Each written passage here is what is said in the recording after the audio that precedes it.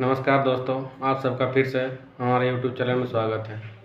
तो आज हम लोग जानेंगे कि लोको पायलट जो अभी वैकेंसी आई हुई है एएलपी की, उसकी फॉर्म भरने से लेके ट्रेन चलाने तक का सफ़र मतलब किस तरह से तय किया जाता है और किस प्रकार से किस प्रोसेस किया है कि फॉर्म भरने से लेकर ट्रेन चलाने तक की प्रोसेस आज हम देखेंगे। ठीक है, तो चलिए शुरू करते हैं। तो सबसे पहला स्टेप होना चाहिए आपका कि आप फॉर्म को सही से फिल करें। सबसे पहला स्टेप आपका फॉर्म फिल करना है सबसे सही से। दूसरा स्टेप है कि आपका एडमिट कार्ड आएगा। ठीक है, और तीसरा स्टेप आपका ये है कि CBT 1 होगा। CBT 1 में 8 गुना यानी कि 8 टाइम CBT 1 में 15 टाइम। ठीक है, 15 गुना स्टूडेंट को CBT 2 के लिए लिए जाएंगे। ठीक है, मतलब CBT 1 में 15 गुना लड़के को CBT 2 में मौका मिलेगा। कि सपोज दैट मान लीजिए कि अगर किसी बोर्ड में 500 सीट है तो उसका 15 गुना यानी कि 15 पच्चीस 75 यानी कि 7,500 जो है लड़कों को या फिर स्टूडेंट को CBT 2 में मौका मिलेंगे। और CBT 2 में 2 पेपर होगी आपकी। ठीक है, CBT 2 में 2 पेपर यानी कि पार्ट ए और पार्ट बी में डिवाइड रहेंगे। तो पार्ट ए में आपको क्या मिलेगा कि पार्ट ए में आपको आपका रिलीवेंट ट्रेंड मिलेगा। ट्रेड यानी कि जिस भी सब्जेक्ट में आप ट्रेड लिए हैं, आपका जो भी सब्जेक्ट होगा, ठीक है, वो सब्जेक्ट आपका एक ट्रेड होगा, ट्रेड पेपर होगा जो 75 नंबर का होगा। वो सिर्फ और सिर्फ क्वालिफाइंग नेचर का होगा। तो आपको क्या करना है कि सबसे पहले CBT 1 में आपको 15 गुना लड़के जो CBT 2 में आए हैं उनका फर्स्ट पेपर होगा पार्ट ए ट्रेड पेपर। और वो ट्रेड पेपर विभिन्न प्रकार के होंगे, जैसे फिटर के लिए अलग होंगे, इलेक्ट्रिकल के लिए अलग होंगे, मैकेनिकल, इलेक्ट्रॉनिक, सब के लिए अलग अलग पेपर होंगे। सबका अपना अपना ट्रेड रहेगा। अब उसमें से जो क्वालिफाई करेंगे, ठीक है, उसमें जो क्वालिफाई करेंगे और अब पार्ट बी में 100 नंबर का एग्ज़ाम होगा।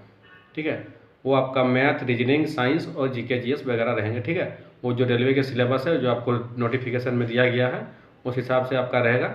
अब उसमें से आपका मेन होगा 8 गुना लड़का लिया जाएगा। ठीक है, पार्ट बी से। ठीक है, पार्ट ए में जो पास करेंगे, ठीक है, पार्ट ए में यानी कि जो अपना क्वालिफाई करेंगे, सिर्फ और सिर्फ पार्ट ए जो है क्वालिफाइंग नेचर का होता है।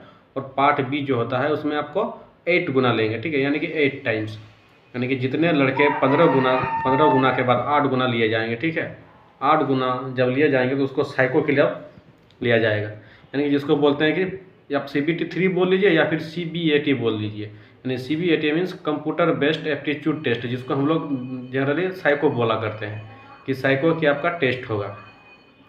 अब साइको टेस्ट होने के बाद क्या होगा कि आपका एक T स्कोर बनता है। ठीक है, साइको में आपका एक T स्कोर बनेगा और T स्कोर बनने के बाद आपका क्या होगा कि CBT 2 का पार्ट बी, CBT 2 का पार्ट बी में जो आपका 100 नंबर का एग्ज़ाम हुआ था जनरल पेपर, उस पेपर का और साइको का T स्कोर दोनों मिला के आप लोगों का मेरिट बनाया जाएगा। ठीक है, यानी कि CBT 1 जो है आपका सिर्फ क्वालिफाइंग नेचर का रहेगा और CBT 2 पार्ट ए सिर्फ क्वालिफाइंग नेचर का रहेगा। यानी कि CBT 1 से आपको 15 गुना लड़के लिए जाएंगे, बट CBT 2 में पार्ट ए में सिर्फ और सिर्फ क्वालिफाइंग रहेंगे। ठीक है, कि जितने भी लड़के क्वालिफाई करेंगे उनमें CBT 2 के पार्ट ए में, उन सभी को देखा जाएगा कि इनका पार्ट बी में जो 100 नंबर के एग्जाम हो उनमें से 8 गुना यानी कि 8 टाइम यानी कि 8 गुना लड़के को साइको के लिए चयन किया जाएगा। अब साइको का चयन हो जाने के बाद उसमें एक T स्कोर बनता है। T स्कोर कैसे बनता है इसको मैं कभी वीडियो में बता दूंगा, लेकिन T स्कोर एक बनता है। उस T स्कोर में आपका जितना नंबर आएगा T स्कोर के बाद आपका दूसरा नंबर बनेगा CBT 2 से। ठीक है, CBT 2 का 70% नंबर मान लीजिए कि CBT 2 में किसी ने एग्जाम दिया, उसका 80 नंबर आया है और इसका T स्कोर बना है मान लीजिए कि 40 नंबर का। 40 नंबर से ज़्यादा बनता है बट हम मान के चलते हैं एवरेज के तौर पे। चलिए, एवरेज के तौर पे दोनों का हम लोग एक ही लेते हैं। ठीक है, दोनों को 100 मान के चलते हैं। तो खाली सिर्फ मान के चलते हैं, जैसे कि मान लीजिए कि CBT 2 में पार्ट बी में किसी का मान लीजिए कि नंबर आया है आपका 100। ठीक है, और उसका भी T स्कोर भी रहा है 100, यानी कि T स्कोर साइको में भी टोटल नंबर उनका 100 रहा है और CBT 2 का पार्ट बी में उसका नंबर 100 रहा। तो अब मेरिट किस प्रकार से बनेगा, तो मेरिट बनाने के लिए क्या करेंगे कि पार्ट बी का 70% नंबर और पार्ट सी यानी CBT में यानी साइको का 30% नंबर मिला के मेरिट बनाया जाएगा। तो मान लीजिए कि पार्ट बी में हम लोग माने कि 100 नंबर अगर है, ठीक है, पार्ट बी में अगर 100 नंबर है तो उसका 70% नंबर यानी 70 होगा। और पार्ट बी में कितना नंबर है, पार्ट बी में उनका नंबर आपका कितना है 100, उसमें से 30% यानी फिर 100 नंबर उसका बनेगा। ठीक है, इस तरह से आपका मेरिट बनाया जाएगा। मेरिट बनाने के लिए क्या कहता है, पार्ट बी का नंबर आपका और साइको का टी स्कोर, जितना स्कोर बनेगा, जितना नंबर आएगा उसमें से दोनों को मिला के मेरिट बनाया जाता है। मेरिट बनने के बाद आपका फोर्थ स्टेप होगा, ठीक है। पहला आपका जैसे जितना स्टेप जा रहे हैं धीरे धीरे जा रहे हैं, ठीक है। उसके बाद आपका जो अगला स्टेप होगा वो होगा आपका डॉक्यूमेंट वेरिफिकेशन, यानी कि DV। आपका सारा डॉक्यूमेंट चेक किया जाएगा, आपका कैटेगरी का अगर है तो कैटेगरी सर्टिफिकेट चेक किया जाएगा, आपका जांच किया जाएगा, ठीक है, कि आप ओरिजिनल हैं कि डुप्लीकेट हैं, आपको हर एक तरह से वहाँ पे चेक किया जाएगा।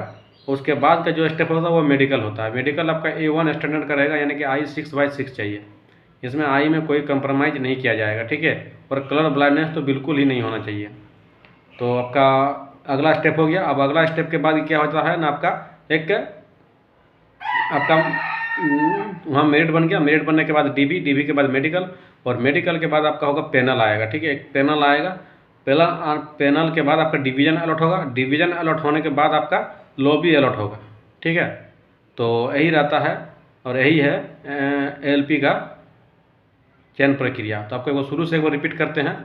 पहला क्या है, पहला फॉर्म भरना है आपको, पहला स्टेप। दूसरा स्टेप आपका एग्ज़ाम है। एग्ज़ाम में आपको टोटल 3 एग्ज़ाम देना है, CBT 1, CBT 2, CBT 3, इसको साइको टेस्ट बोलते हैं, ठीक है। CBT 1, CBT 2, CBT 3, यानी कि CBT 1 सिर्फ आपको क्वालिफाई करके 15 गुना में आना है, 15 गुना में आना है। CBT 2 में पार्ट A क्वालिफाई करना है, पार्ट B से आपका 8 गुना में आना है। उसके बाद CBT 3 यानी जिसको साइको कहते हैं, उनसे और CBT 2 के पार्ट B से आपका मेरिट बनाया जाएगा। मेरिट बनने के बाद आपका DV होगा। DV होने के बाद आपका मेडिकल होगा। मेडिकल होने के बाद आपका पैनल आएगा। पैनल आने के बाद आपका डिवीज़न अलॉट होगा। डिवीज़न अलॉट होने के बाद आपका लॉबी अलॉट होगा, ठीक है। सॉरी, डिवीज़न अलॉट होने के बाद आपका ट्रेनिंग होगा। ट्रेनिंग होने के बाद आपका लॉबी अलॉट होगा। लेकिन ज़्यादातर क्या होता है कि लॉबी भी अलॉट हो जाता है पहले ही, ठीक है। तो यही है CBT 1, CBT 2, साइको टेस्ट वगैरह। तो यही है ALP की चयन प्रक्रिया। तो चलिए आज के वीडियो में इतना ही, आगे बने रहें, ठीक है।